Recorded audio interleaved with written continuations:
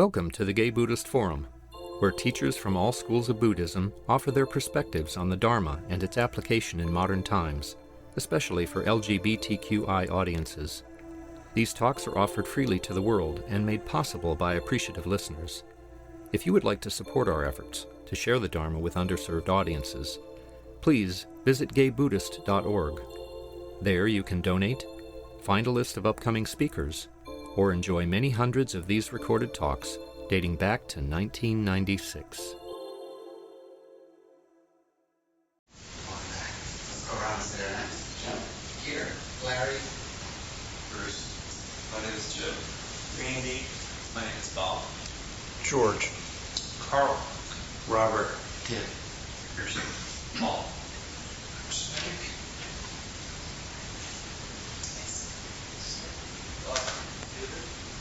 Clint. Mike. Jack. David. Roy. Steve. Mark. Paul. Ronaldo.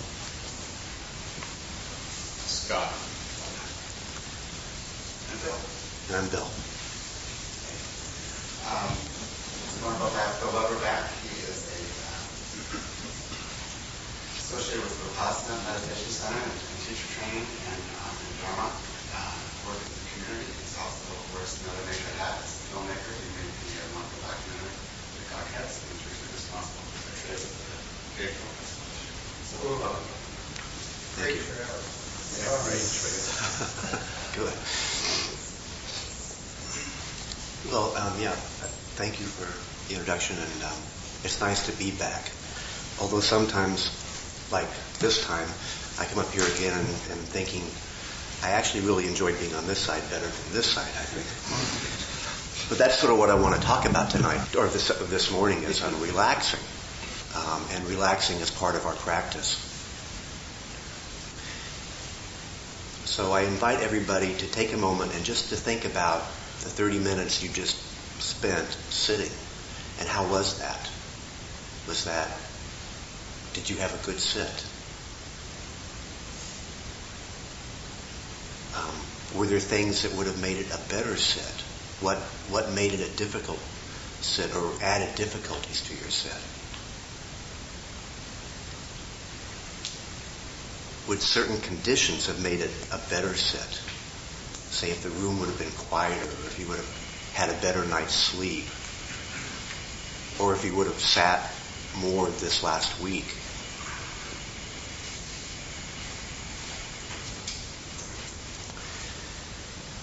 How do we react to the conditions that arise, the conditions that we're given in any given moment, the conditions that we had when we came in here today, the conditions of the room, the conditions of the mood we woke up in, from the dreams we had last night, or from, too many cocktails before we went to bed, or whatever, help create the conditions that we came into this morning. How do we react to those conditions? I think we're often confronted with a lot of if-onlys. If only I would have gotten more sleep. If only the room was more quiet. If only I didn't have this pain in my knee, I'd have a good sit right now. So what I want to speak about is how can we relax to what conditions we have, what conditions arise. Can we relax to that? Can we say, it's okay, yes, this too.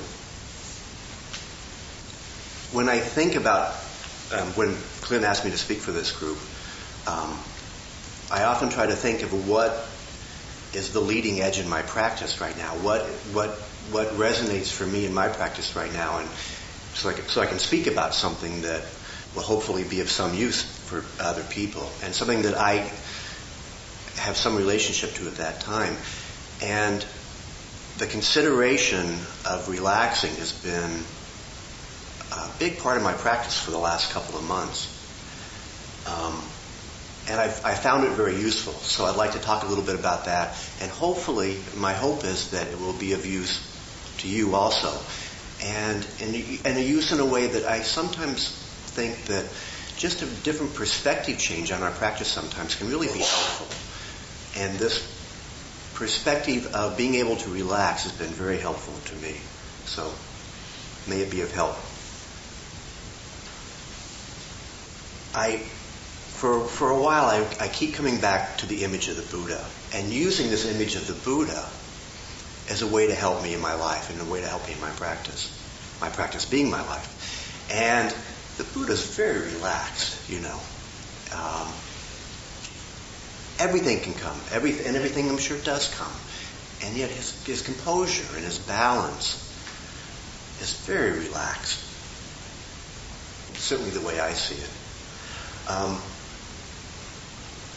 And all the postures of the Buddha, they're all very relaxed. Up at Spirit Rock in the dining hall, there's a standing Buddha holding a bowl. And the Buddha's just so relaxed. And I don't know if you've been to Thailand or see pictures, but they have great monasteries with lying Buddhas, the length of a block almost.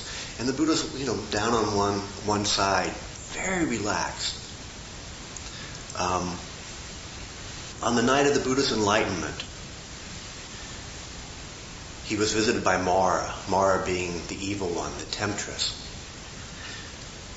Mara being things and conditions that arise that are unpleasant, uncomfortable, tempting, distracting, all of those things. That's Mara, the way I see it. And the Buddha just sat there and with that composure, with that calm, in that relaxed stance said, I see you. I see you, and I am here, and I'm okay. I'm not caught by all of this stuff.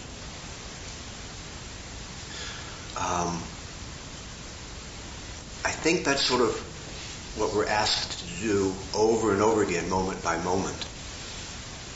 And that's why I asked you to reflect a little bit about how your sit was.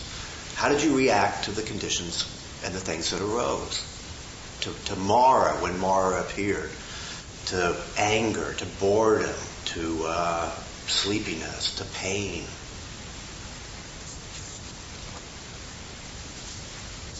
Can we consider to relax to all of this stuff and have that attitude of I see you and I'm not caught by you.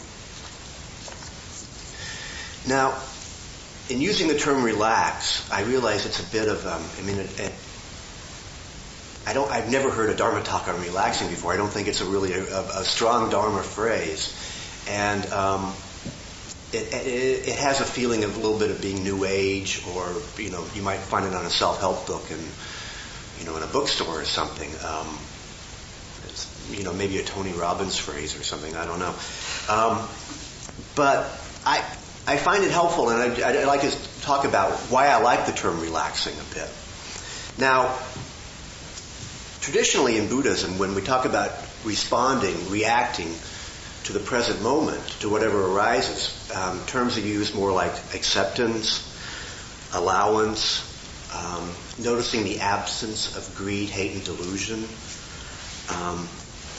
of not being caught, of being free in that moment.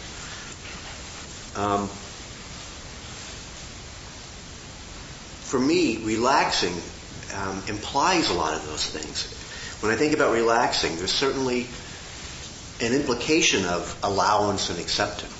If I can relax to something that arises, I am allowing it, I am accepting it. It also, there's an implication of being at peace with whatever arises. Anger arises. Can I relax around that? Can I be at peace with that anger when it arises? When I think of relaxing too, I have a real sense of body. What's my body like? Because for me, relaxing often includes a heavy sense of body. And so whatever arises, can I have a physical sensation of being at peace with that? Can I have a physical sense of openness and spaciousness around it?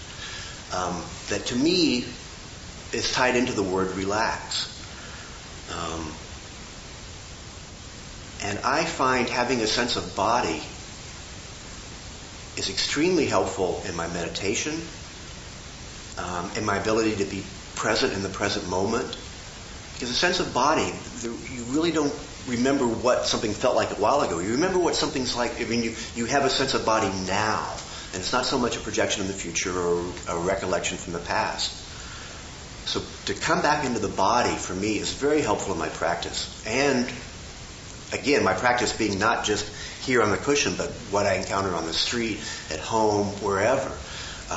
To come back into this body, can I relax, and can my sense of body be open and spacious and accepting? Also in the term relaxing, for me, there's a sense of balance, of composure,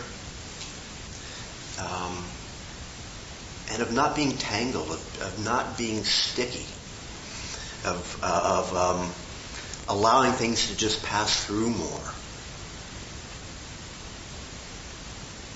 And things just do pass through. And it's when I'm tight and when they stick to me is when they don't pass through so well.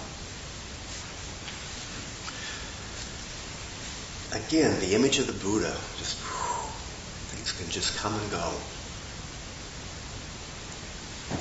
Joseph Goldstein tells a story of the boat people from Vietnam and how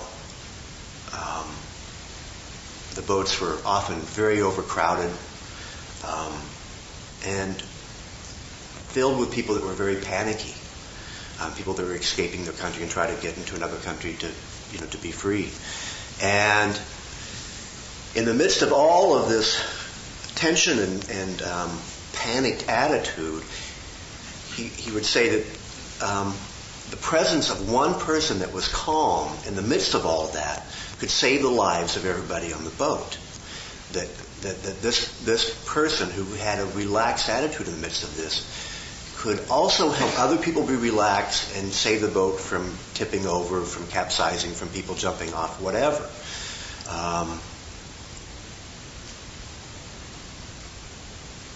The power of being able to be relaxed in a difficult situation can be pretty profound. I'd like to do just a short exercise with everybody around this. So everybody would just shut your eyes for a minute.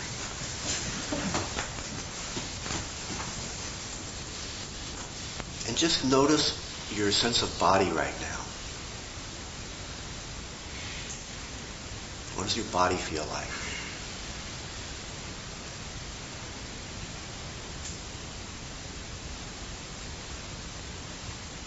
And take a breath in and a breath out. And on the breath out, just relax and release into whatever that sense of body is.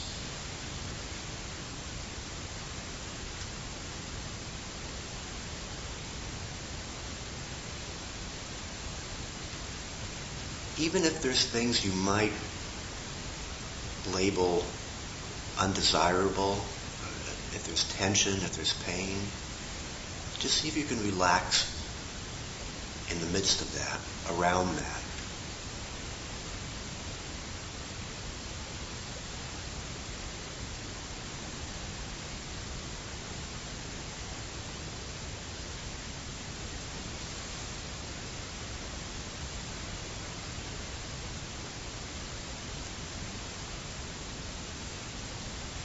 And also notice your mental or emotional state.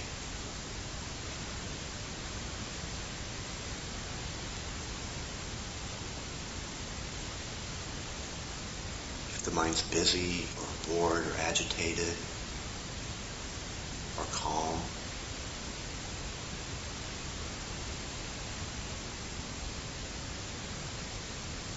And again, on an out-breath, see if you can just relax and open to whatever is present.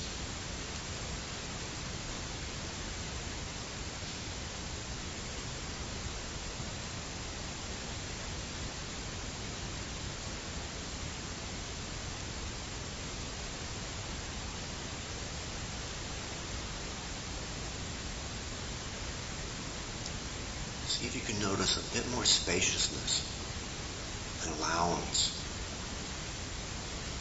and even friendliness towards whatever is there.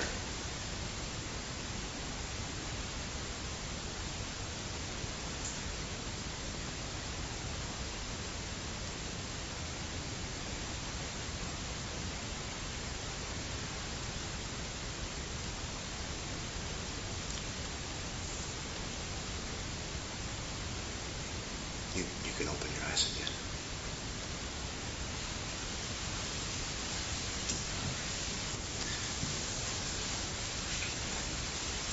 Mara, even after Buddha's enlightenment, for the rest of his life, Mara continued to visit the Buddha, sneak in the room, or just appear beside him. And the Buddha continued to just be unfazed by Mara, and to just see Mara for what it was, for what he was, or she was. We, conditions, we don't have much control over our conditions, over what visits us from time to time. Can we just be in a relaxed way and say, I see you? In the last 10 years, I've had the luxury of going on many long retreats, anywhere from 10 days to 6 weeks. And in reflecting back on that, so many of my early years have just been about being able to relax on the cushion, to be able to sit for 45 minutes and just sort of be relaxed with it, and then get up and do it again, and then do it again. And it took me years to get to the point where I could just sort of relax with the breath and then relax with the body. And I noticed a progression over these periods of 10 years where the ability to relax has deepened, and the ability to sit for longer and longer periods of time unfazed has really grown. And that's been very useful in my life, just in terms of being able to open and to just sort of be with whatever arises. Because on retreat, being able to sit for long periods of time is not dependent on no body pain, no noise in the room, no adverse or difficult emotions. This stuff comes up. This stuff comes up all the time. The ability to sit for long periods really is developed by being able to relax around whatever does happen. I've heard stories of people sitting for 18 hours, 24 hours, or some woman in India who supposedly could sit for like 48 hours. And I pretty much can guarantee you that this didn't happen because these people had like the perfect conditions for them. That, nothing bothered them, or nothing arose, or it was totally quiet, or their body was totally relaxed, or was, had no body pain, but that they could really relax with whatever did come up. And this could just sort of, okay, now this, I can sit openly, I can sit comfortably in the midst of all of this. A number of my retreats have been up at Spirit Rock, and Spirit Rock is sort of like the ideal, or certainly a very comfortable and, very idyllic setting up there. It's in the hills, it's beautiful. There's wildlife all around you. They take total care of you.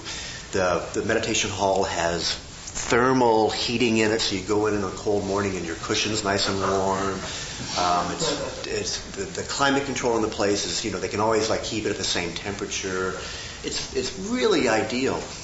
And when they opened the place, they brought a lot of other teachers around the country in to see the place. And one of the teachers, Ajahn Amaro, who is in California, came and he looked at the place and he said, his first comment was, people are going to suffer so much here.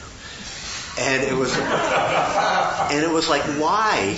And he said, well, because they have nothing to pin their suffering on here. They just have themselves to sort of deal with.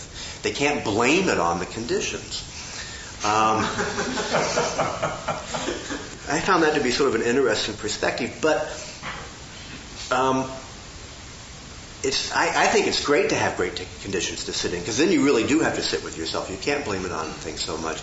But I also find it really useful to sit in very difficult situations and under very difficult conditions sometimes, because that can often be the edge of our practice. How can we really sit with a lot of anger in the body? How can we really sit in a place that's very noisy?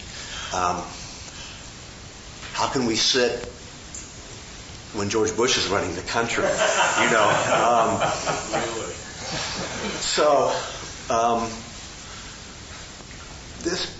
This can be helpful in our practice, I think. I remember hearing a story a long time ago about a monastery where one monk was nasty He ate with his mouth open. He cussed. He slammed the doors, and all the other monks hated him and were really sort of nasty to him. So finally, this pretty difficult monk left, and then the head monk from the monastery went out and found him and said, "Please come back." And he was like, "No, I'm not going to go back there. Nobody likes me." And he was like, "Well, I'll pay you to come back." And so the monk finally came back, and all the other monks were so upset that this guy had come back. But it was like the head monk figured out something. You deal with this. You have to be able to relax around this stuff. You have to be able to sit and have composure and balance in the midst of this. And if you can do that, you're sitting good. That's what the Buddha did on the night of his enlightenment. You have to be able to sit with things that aren't so pleasant and easy. And life is full of unpleasantness, if you haven't noticed. The Buddha was actually led to practice because when he went out into the world, he saw that there was sickness, old age, and death. That is a part of our life. We all experience sickness. We all are experiencing aging, and we all will experience death. That's part of it, and it's not particularly pleasant. But can we relax in the midst of all that? Can we find our balance and composure in the midst of that? I mentioned George Bush, but there's a lot. I went to see a film last week at the Castro called The Corporation, and it's sort of the history of corporations in this country, in the world. Very disturbing film.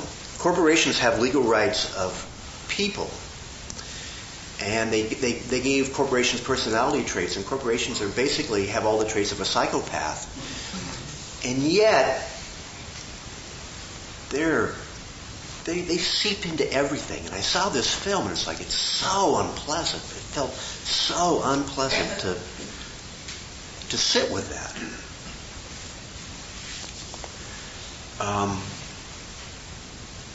We also, we're experiencing a gay liberation unheard of. The fact that people are actually getting married now, and that we're on TV and we're in movies and things. There's been a tremendous movement towards a sense of freedom and liberation for us as gay people.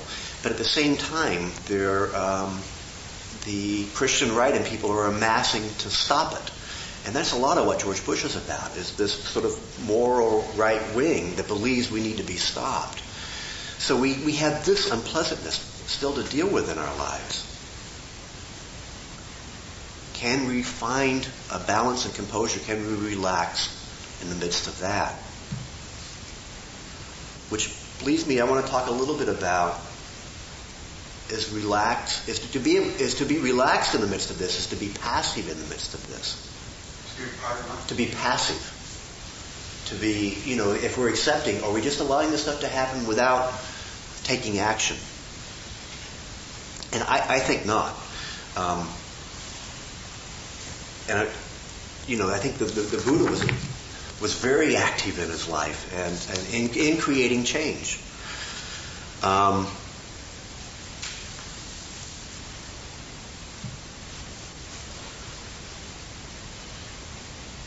One thing I continue to come to in my practice, which is a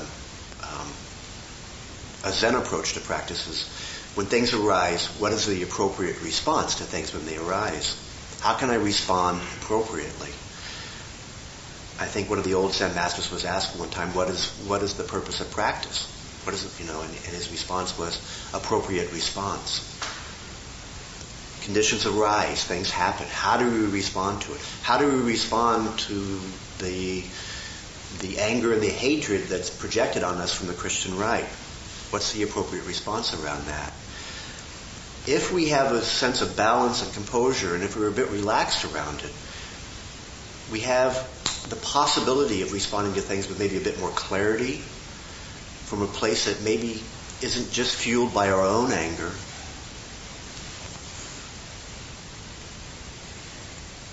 maybe that has a bit of compassion in it, that can help break the cycle of anger meeting anger, meeting anger, meeting hate, that just goes on and on and on.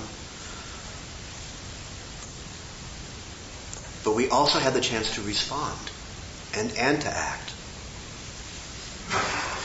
It's like the person in the boat that can save the other people in the boat that are panicking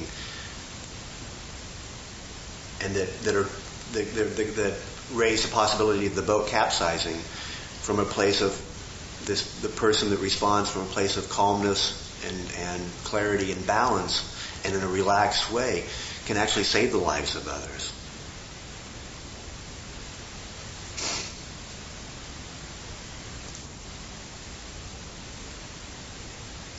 So conditions arise. Unpleasant conditions arise. Sometimes I think the unpleasant conditions are a matter of perspective. And that's one thing that we can experience a bit when we practice. A body pain arises and it can say, oh my God, this is really unpleasant. But if we really take the time to look at it, what is this body pain? What really is unpleasant about it? And what's even the nature of unpleasantness? We go into a body pain and it might just be, tension, heat, tingling, tearing. It's just a combination of body sensations, basically. Oftentimes, the suffering and the unpleasantness around that is our reaction to it. I just completed the AIDS life cycle ride, the bicycle ride from San Francisco to Los Angeles last week. And one day I was having just this great ride, and I was out on the road, and I just came into camp that night, and I felt really good. And I was behind this person, and somebody said, how was your ride to this person in front of me? And he goes, oh, it was shitty. He goes, the road was bumpy, it was too windy, it was too hot, lunch wasn't good. He had this whole litany of things. He said, it was a shitty day. And I thought, I was on that same ride. I was on that same road. I had the same lunch. And not that I'm any high enlightened being, but that my reaction to it was very different. So the conditions were the same for both of us. But, our reactions were different. And I'm sure on any other given day, I might have reacted like he did. Because I woke up in a bad mood, because somebody had cussed at me, for whatever. Maybe how I responded to an earlier condition would have reflected on how I responded to that day. But that oftentimes, I want to bring this up just because what we might think as being particularly unpleasant can really just be our reactions to something that just is.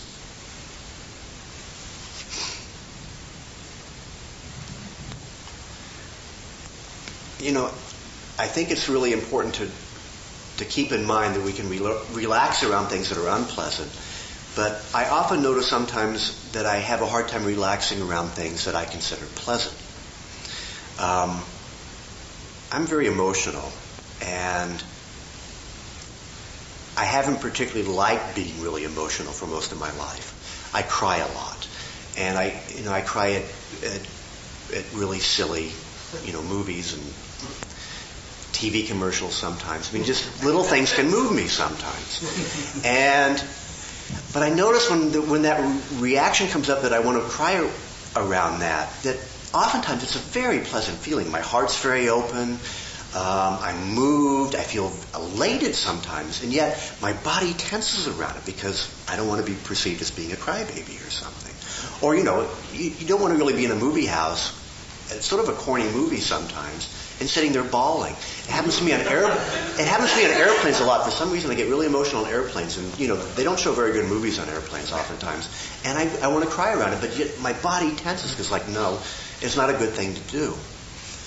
So what I've been playing with some is just, can I relax around that even? Can I relax around things that are really pleasant that I might have, some. I think what it comes down to is fear around being seen as a crybaby. Can I relax around that? And can I relax just to allow my body just to really cry sometimes? Also on long retreats, there have been periods when things just sort of open up and I feel very expansive and great sense of equanimity, great sense of joy sometimes, really deep. And yet I feel the urge to grasp it, to try to hold on to it, there's a desire to want more of it.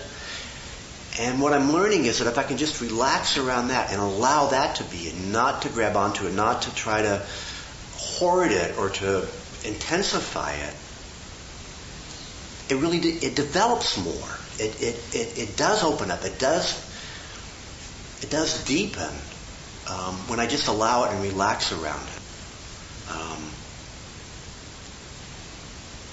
I hope that makes some sense.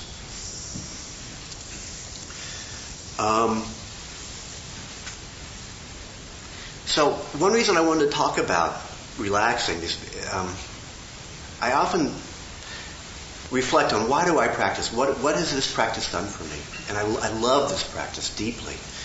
But what's practical about it? What can I carry into my lives? What do I not just experience here on the cushion, but what really affects the way I live in the world? And this attitude and possibility of relaxing around things I have found to be very useful throughout my day, throughout my week, just in my life in general. So I like to think of things that we practice here on the cushion. Our meditation practice, the things that we practice here, can be of use to us in the rest of our lives. So that when we sit here for 30 minutes or 45 minutes or however long you sit, even for 10 minutes, when you get up in the morning or whatever, to consider sometimes, whatever arises, to practice relaxing around it, to practice to open to it, to allow it, to accept it, to have a sense of spaciousness around it. And again, how this can play into our lives when we're in traffic, when we're in a difficult situation, when we're in an argument with somebody in a relationship. It's the practice we do here on the cushion that can really help carry us in our lives, I think. And again, I keep coming back to the image of the Buddha. Just to sit there and allow it all to come. Everything's okay. Tomorrow will come. Can we just sit here and see it? Well, that's what I wanted to talk about. But what I'd like to offer for discussion, amongst other things around questions, is that for people to maybe share or to reflect on what are the hardest things for them to open and relax around? What are the really edge points in your life that you encounter that it's like, I cannot relax around this? And if you want to share that or have questions around that or anything, I welcome that. So thank you for your time and attention, and it's open for grabs. Please. What I find sometimes is that if I can have mindfulness not to get engaged with whatever might trigger me in previous shape, but once I've engaged in that, I felt like it's hard to get out. It's just a big challenge in this class, wondering if it's experiencing that much into it. It's hard to get out. Have you found things that are useful in helping you get out? My practice. Yeah. Yeah. It's much nicer, as you said, it's spaciousness and relaxed around it. And it just comes and it goes right. Yeah. It's great to move on with it. Hold on to it. That's where I found the reflection on relaxing has been really helpful for me too, in terms of I often relax around a sense of a very tight body. Like I can be very tense sometimes. I find that I'm inherently a sort of an anxious person, and what I've been doing is just sort of relaxing around being anxious. So I feel sometimes like there's this tightness with space around it, and that for me is helpful, and it's also true. I am tight right now, and for me to say, "Fuck, I hate this," not so helpful, Even that's my reaction sometimes. And I try to relax around that. I go, okay, I'm having an adverse, reaction to my anxiety right now, or whatever. But just, okay, this too. I can relax. I can have some space around this. But like what I would say is, there's often space around things that are tight. And often I find, the difficult things that I engage in, the anger, the hate, the aversion, often has a sense of tightness around it. Among the thoughts that came to me was a line that I remember hearing Robert Kennedy state, and I think he borrowed it from someone else, about some people see things as they are and say why, others think of things as they could be and say why not. I think as a person in this world, trying to relax into, do I accept the things the way they are, or do I relax into action to try to change things the way they could be? And I think that's the daily struggle and the balance of every moment, even around the same issue. Do I accept or do I take action? I'm not sure there's a simple or permanent answer to that. And maybe both. Yeah, absolutely. Right. Okay. I was reflecting earlier too about people that I think have probably been I never met Suzuki Roshi, but I have a feeling he was a very relaxed man. And I have, Ajahn Amaro, the person I brought up earlier, is a very, very relaxed, happy man. And he doesn't seem like Suzuki Roshi. I mean, he wasn't a leader. He wasn't like Cesar Chavez. He wasn't a leader of a movement. And yet, his relaxed stance and presence reverberates 30 years after he's dead throughout this country. It's reverberating still. So in that way, he was a very active man in a very calm, non-reactive way. His action was so strong that it's affecting me today, if that makes any sense. So I just want to throw that out there in terms of, because I think these are really important questions about, acceptance, allowance, and action around things that aren't just, that aren't moral, that aren't helpful or whatever. What's moved? Just a quick comment that the most common name for the Buddha is the Tathagata, thus goer, is definitely Yeah. movement. Yeah. Thank you. Yeah, because we are in movement. Yeah. Snake? Primary problem for me, I think, is that I still have preferences. You can't totally relax if you have preferences, Yeah. And a lot of time you think you have a preference, but it isn't really. It's an addiction.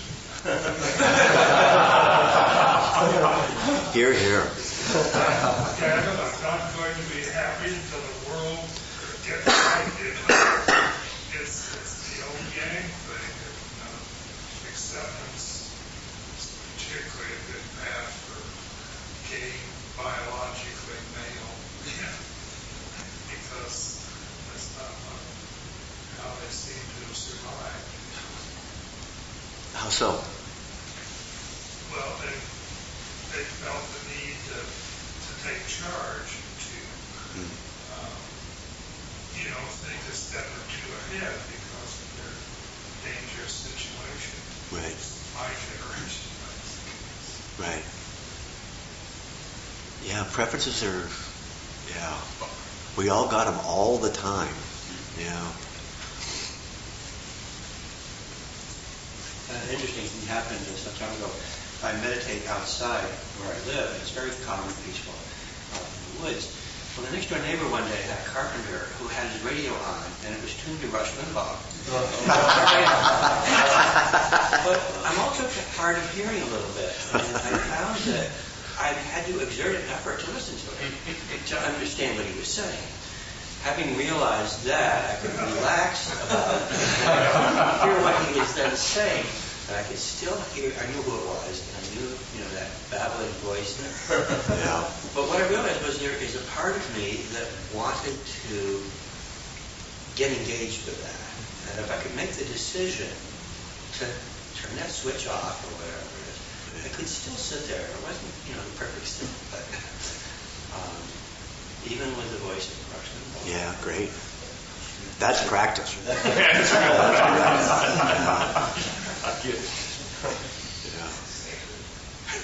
And being aware of, wanting to turn the switch off, not being totally able to turn the switch off, getting better at turning the switch off. These are, I think it's all really useful. And I think it helps lead to a little bit more relaxed stance. And then I can write a check to Howard Dean, Yeah. It's not reacting to this, just doing that over there. Yeah. There's a chance for some clarity and some wisdom and some compassion to arise in the midst of all that. I remember many years ago I was doing maybe a week sit with Eric before Eric started to do Arena. And at that time I didn't have very much experience sitting, and so my back began to spasm. And it was extremely painful, and I couldn't contain the pain, so I was moaning. So in my mind I thought, well, this is unacceptable. So I went up to Eric and I said, I'm not going to be able to come to the next sitting because I need to stay and just be completely flat. And the pain is enough so that I'm making some sounds. And he said an amazing thing to me. He said, well, this is what I recommend. I recommend you come to the sitting, you lie on the floor completely, and you allow yourself to moan. And I said, really? I said, what about other people? And he said to me, well, why don't you just see what happens? And so I came and I laid on the floor and I moaned, and there was something very magical about that. Because suddenly it wasn't that I wasn't in pain. It wasn't that this wasn't unpleasant. Right. It's just that wasn't all that was there. I got to be with other people and still have this experience. And it completely transformed it. And afterwards, it was a silent retreat, so I, of course, didn't get a chance to talk about that. And eventually, it all... Talk about the silent retreat. But at the very end, there was a time to talk. Eric is very good at that way. He wants to build communities, so it was like an hour at the very end. And so I brought it up to other people. I said, were other people disturbed? And people, I said, did you moan? We didn't hear you. I mean, it was very interesting. Yeah. And I realized that I bring, and I can't be alone in this, that I bring two things that are not skillful to this. And one is that I have an idea of the way things should be. Right. And I'm attached to that idea. And that my idea was that I could not be in pain and moan and still be part of the Sangha sitting. That was my idea. Eric had a different idea. Right. And he offered that as a possibility. And secondly, it never occurred to me that I could ask for help. When I came up to Eric, I didn't ask him for help. I came to tell him what I was going to do. Right. And he interceded so that another option arose. Right. And that was a gift to me. Yeah. And the other time I had some experiences. Many years ago, I got up at 5 a.m. and drove from San Francisco up to where Ajahn Amaro was to bring him to come and speak at Spirit Rock. And I'd never met him before, and of course he was lovely. He was this great, lovely person. And part of what we had done was to bring food to offer to the monks in some other monks' room. And the tradition is that the monk has to accept whatever is being offered. And he actually said to me when I was offering my salad that he couldn't eat something I had brought because he had some kind of stomach upset and it just wasn't good for him. And it blew me away that he was taking care of himself at that level, that he was taking a rule and sort of making it specific to the exact situation he was in. And it never left me. It's a sort of, I can learn all these guidances and all these directions, but they're only as good as my presence in that moment allows them to be. Right. And if I hang on to them and don't allow myself to be present, then whatever guidance they have to me is going to get lost. Right. Right. Right. We have to be fluid. Yeah. Mindful, as you brought up. Awake. Yeah. Yeah. Well, thanks. Also, I think what Eric was pointing you to is just to be with what was true for you there. Your back was in spasm, and you were moaning, and so that's you know. Those are your conditions that you woke up with at that time, yeah. And I think what I brought was this incredible sense of shame, that it wasn't okay to be in that place. Right. And what he opened up was the possibility that it was okay Yeah. to be in that place. Yeah. Yeah.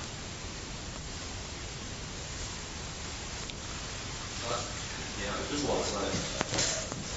I'm reverberating or resonating with a lot of things here. But yeah, I just saw my one of better word, my therapist last week, and I was feeling great. A bunch of things had gone wrong in my life. I was feeling very upbeat, very positive, and relaxed. And I was talking about that, and he was trying to really just get me to like really get into that feeling and describe it. And it was really interesting exploring that because one thing I felt was this isn't right. I should be feeling this way. And you know, I went into my whole political rant, which I usually go into the rants, at least part of the sessions. You know, about things are so fucked up right now. Right. You know, the bad guys are winning, and people aren't being aware. I have an obligation to feel shitty. If I don't feel shitty, then I'm not doing my part of feeling out. So, and I don't have a right to feel this good. And so, we looked at that. And, when you look at it, it's ridiculous. But it's kind of something, when you turn around, it's kind of like, I have to feel tense and outraged, pissed off in order to be a legitimate person. And to feel relaxed and upbeat means I'm tuning out to the stuff that I should not tune out to.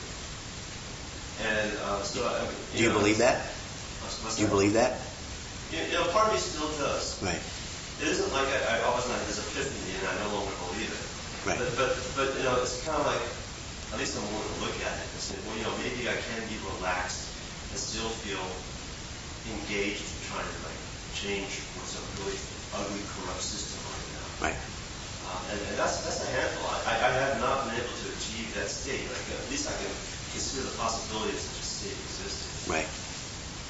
One thing I also like about the term relax is that there's sort of a implied non-judgment around that. It's if you can relax around something, it's not you aren't either praising it or condemning it. There's not a lot of judgment around that. So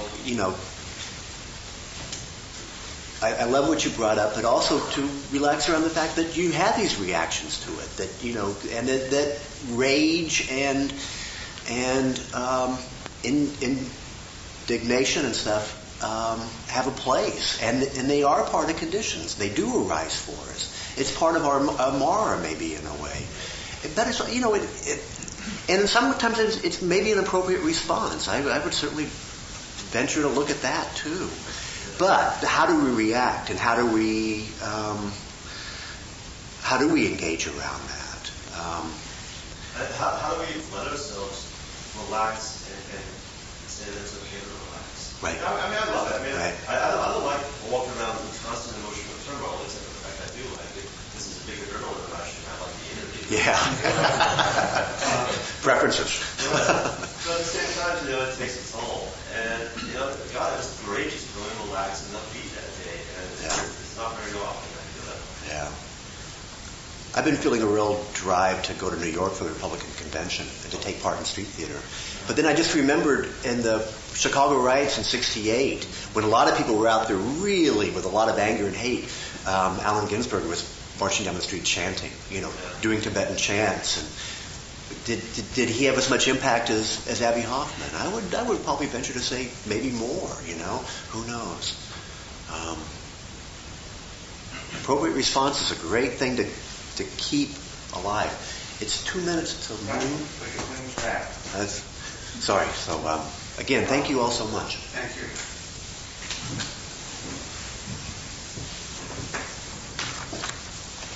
We have hosts. Chairman Carl. Carl. I'm your host today. We have Navalon pastries out in the lobby, and There are the donables out there, $5 suggested contribution. Please wash your cups out after you're done and put your trash away. David? I've set out some flyers for the pop-up that's coming up on July at Cole's house, so please pick them up outside. George? Yes, a reminder that these talks are available on the internet at the GVF website, buddhist.org. Also, there is a sign-up sheet next to the Donna Bowl. Is anyone here for the first time? Welcome. Welcome. If you would like to give us your email information and decide if you want to be contactable in the steady state.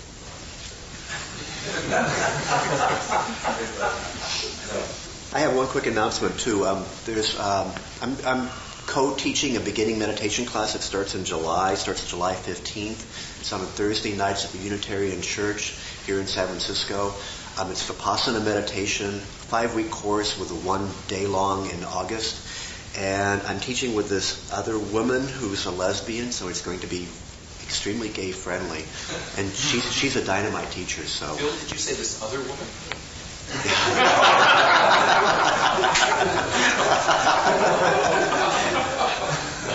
Well, I was relaxed. So I'll leave some flyers out here in the outside if anybody's interested. And also for the day long. You can come just to the day long. Last Sunday was the tribute to Steve Peskin at the Recreation Center for the Handicapped, to which organization we gave $100. And already acknowledgement, back to Steve as well.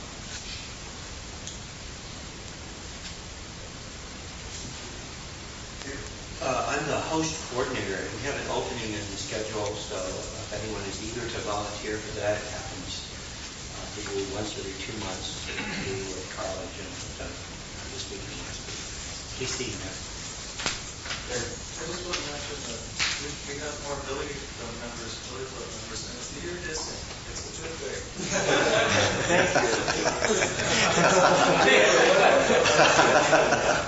Someone like to explain the origin of that. I think it's sort of the earth sort of just approval and encouragement. It's not a snake. You can hear other words through it, It's all very traditional showing support without disrupting like sex, that's not really the disruption in the flow of conversation. All right, let's get in a circle.